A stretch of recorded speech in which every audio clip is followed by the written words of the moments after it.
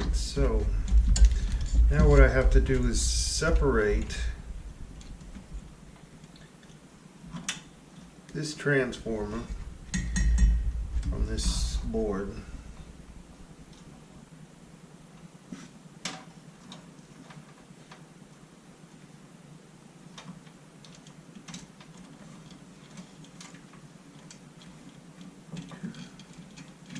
Alright, this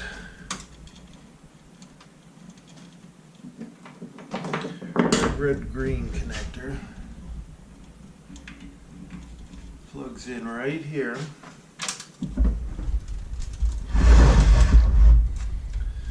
And there is no wrong way to plug it in.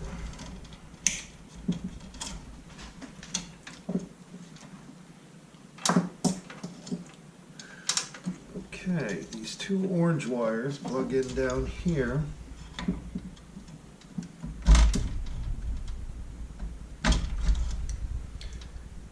J27, J29.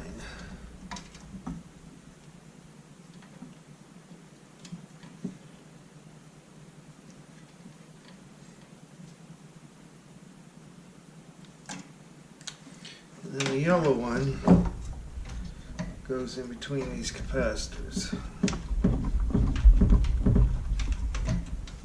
I can't even get a pair of pliers down in there. There we go. I don't know what the number of that connector is, but yellow goes between all the capacitors. Alright, so that end is off.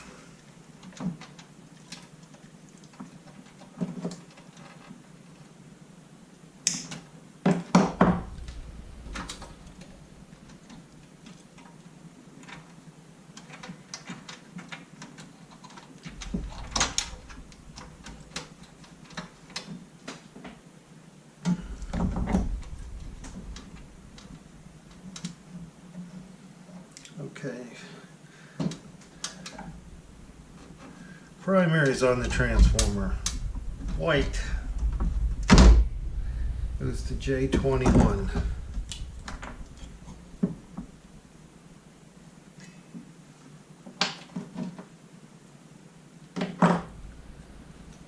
Purple, J22.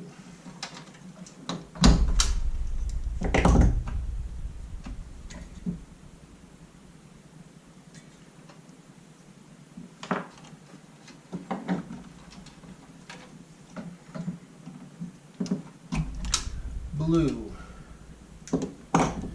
23.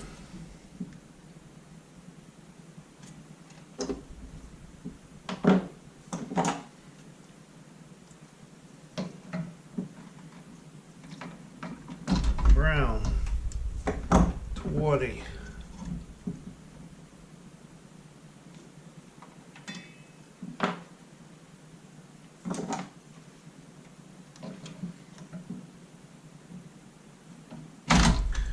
Black, 19.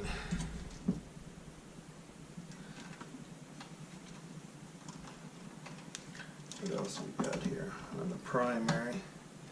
Okay, on the last row is gray, J24.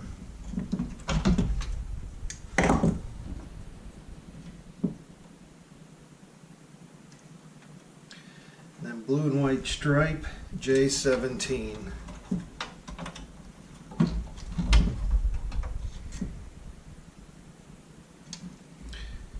And that looks like it for the transformer.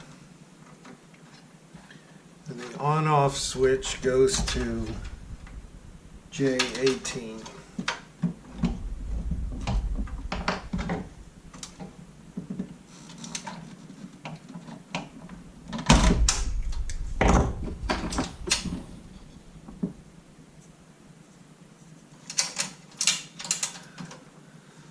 Alright, that looks like everybody.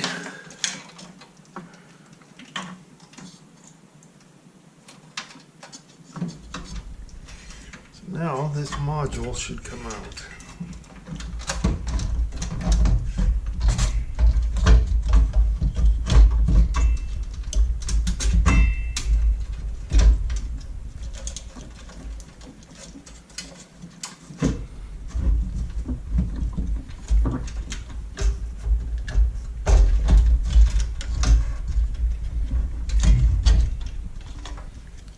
it does. How about that? All right. Let's pull off all these fiber washers.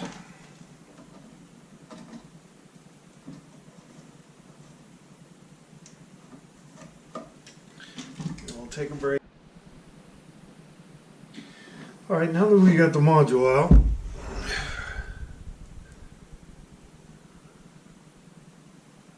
we can get an idea of what kind of shape these MOSFETs are in.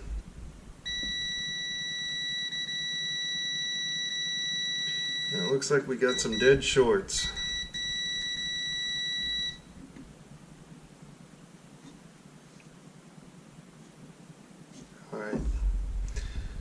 Alright, so we're going to have to take out these MOSFETs and test them.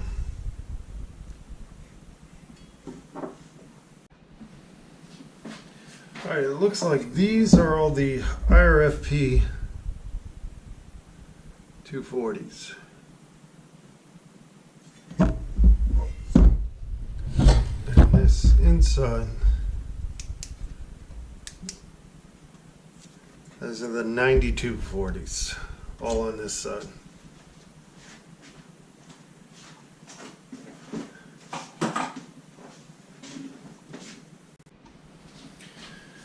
You know what, I'm going to need access to all these MOSFETs anyway, so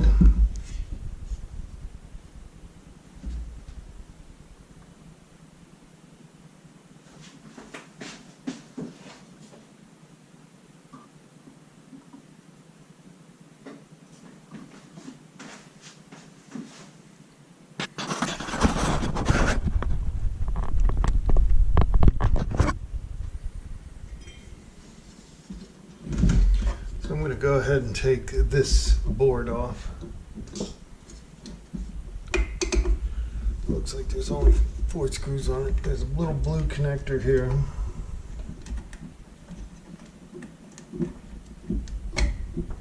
I'm going to leave the cables to attach to.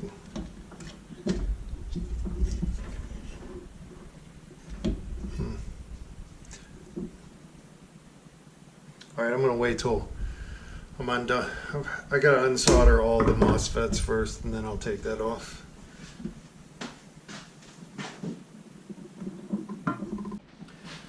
Alright, I've used my solder pullet to remove all the solder on both banks. Next, we're gonna have to pull all those MOSFETs out and test them one at a time. Alright, it looks like all those nuts are a Torx 10.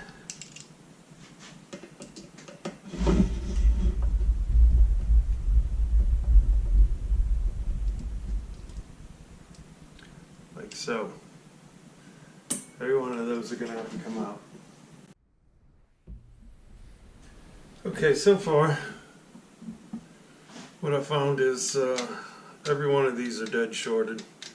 And these all test good on this side, so I have a feeling that this side of the amp was blown so bad that it was dragging down the power supply so that the other side wouldn't work.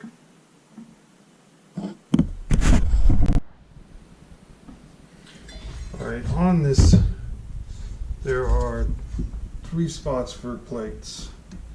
The 2 on the right and the 1 in the center have like these metal plates that cover 2. I don't know if you can see that or not.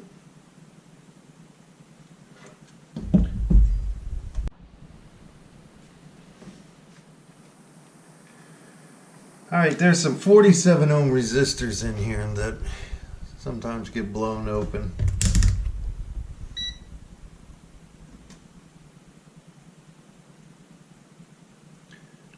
Alright, that one reads 46.2, that's good. Alright, see R149, that one's blown open. No?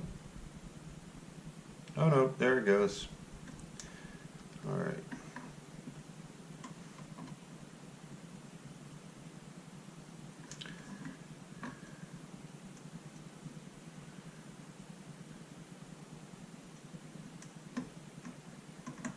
Actually, these all look pretty good, so doesn't hurt to check them.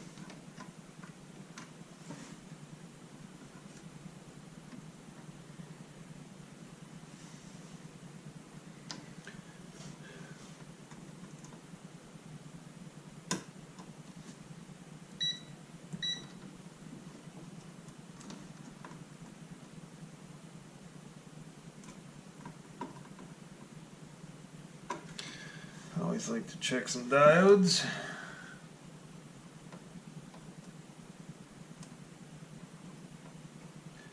Never hurts to see if anything weird shows up.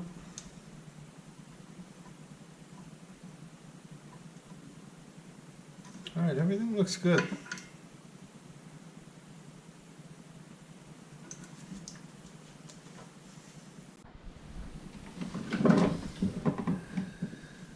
Alright, so here's where the open 47s are. R162 open. R156 open. R150 open. Yeah, these are all open. Alright, and then the ones on this side are good.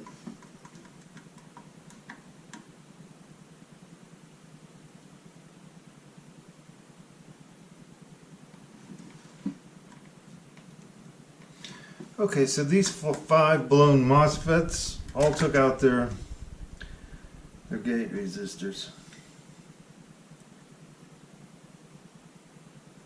No problem. Just swap those out.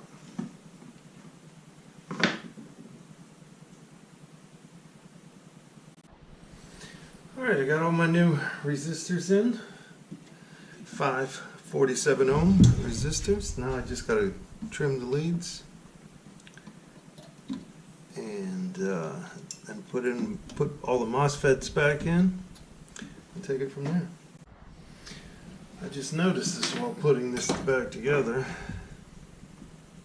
This bridge rectifier is a little charred right there.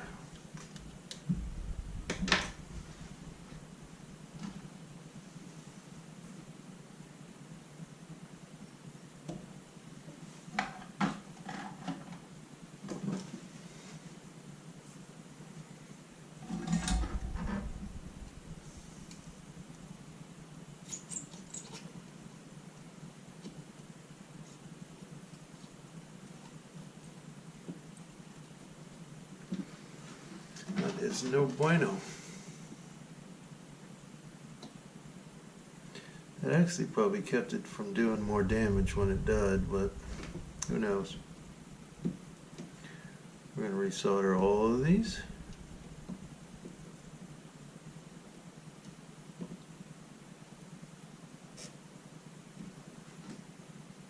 I noticed this screw that mounts this bridge rectifier is loose as shit, so that needs tightened too.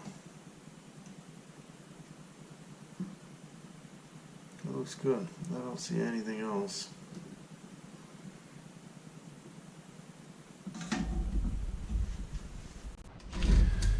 So this thing, when I go to tighten it, it spins, so I'm going to have to take out these 4 screws on and lift this fan out of the way to keep that thing from spinning.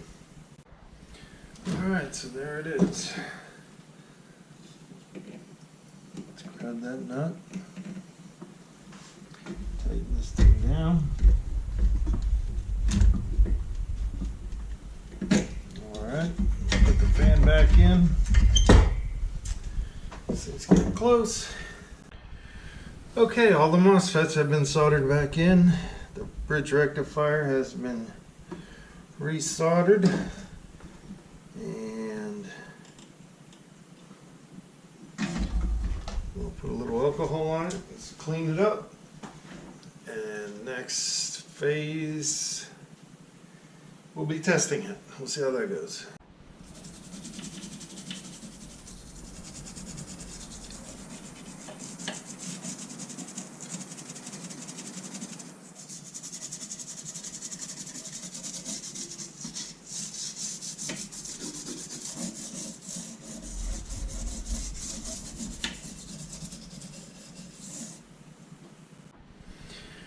Okay, it's time to put the circuit board back into the case. Here's the fun part. Don't forget to put your...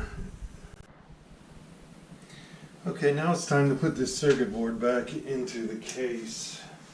And here's the fun part, is getting Don't forget to put these fiber washers on, and then you got to load them into the case without the fiber washers falling off.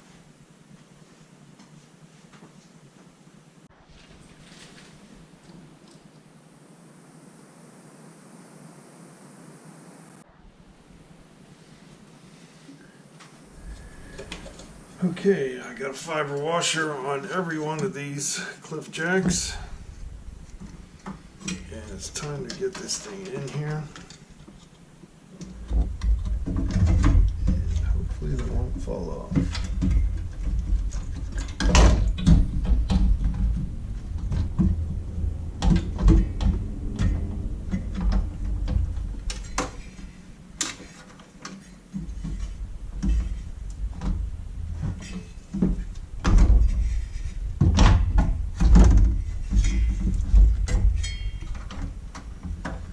There it goes. Alright, it's slid in. That's good.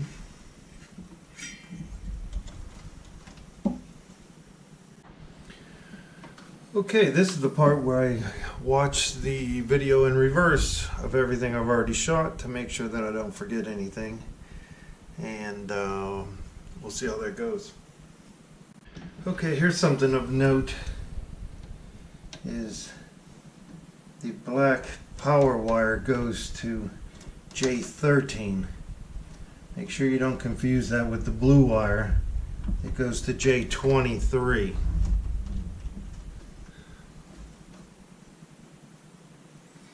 As I was looking at my label, and the two look kind of like a 1, but black is J13, blue is J23. You know what, I was getting ready to put these silver screws into the center here, and I realized that these 5-watt resistors on this side are probably blown open, and from metering them from up here it looks like they are, so I'm gonna have to pull this back out again and retest these 5 on this side. I think they're like either,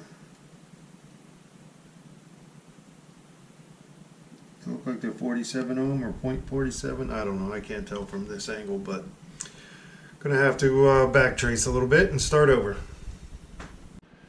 Okay, that only set me back about 10 minutes. That wasn't that too bad. Alright, so let's test these 5-watt resistors.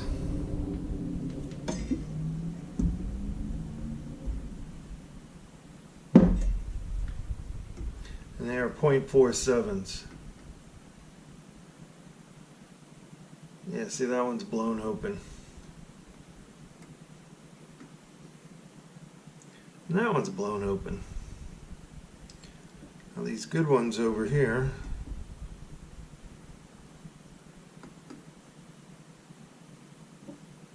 that is the right direction now, is it?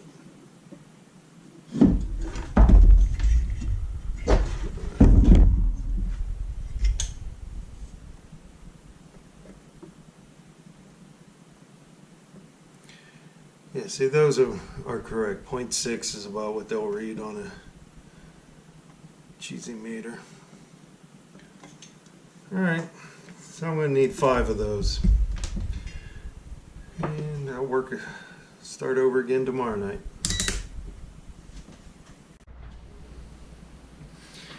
Wow, alright, so I got the 5 bad resistors out. Those are all blown open. That wasn't too bad, but putting these in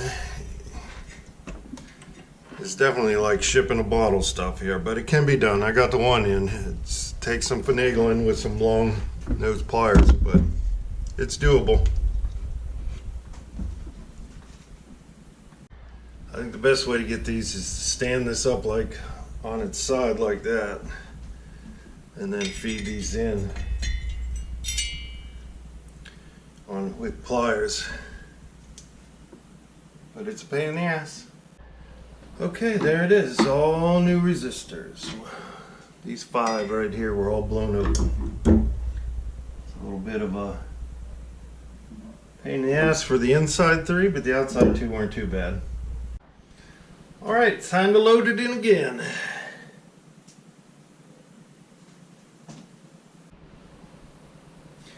Okay, another note is this little upper board. I guess this would be the effects loop board. Plugs into this module here. Now this cable and this cable have the exact same number of pins, but this cable will not reach over to this jack, so it goes to this little module right there, and then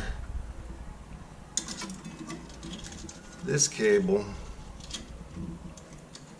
plugs in down here by the tubes, and it comes off of this fuse board. Alright, there we go.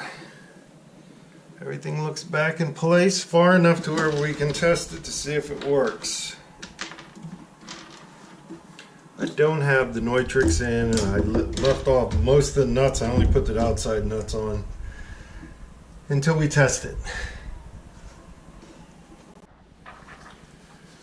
Okay, after having tested this, channel A seems to have 1.7 volts DC on it, the output, which is no good.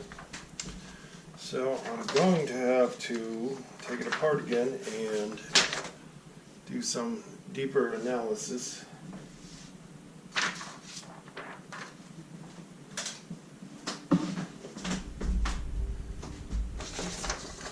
Feeling that maybe one of these 10 volt Zeners might be leaking. I'll check those, and I'll probably check the bias circuit. These little wimpy transistors sometimes get damaged when they blow up. These MPSA 56 and AO6s, those blow up real easy, and we'll see what happens. Okay, so since I had 1.7 volts leaking on my output rail, my next suspect would be these Zeners. And I have a feeling one of those is leaking. D114 and D115. They're right here. They're hard to get to because they're underneath the heat sink. So you got 0.7 on that Zener. You got 0.182 on this Zener and 0.2 in the other direction. So that one is pretty low.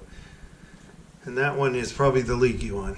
If you go over to the complementary pair, the 214 is 0.7 and 215 is 0.7. See, these both read the same. So this leaky Zener is probably why I have 1.7 volts on my output. Alright, here's the final thing. The last problem I had is I had 8 volts at this point. And R119 is a 47 ohm on the old version. This needs to be changed to 100 ohms. And R126 needs to be 100 ohm. And you got to make sure that this transistor is good and this transistor is good. Once I replace those, all the voltages look normal, and this was back to 0 volts. The amp worked pretty good after that.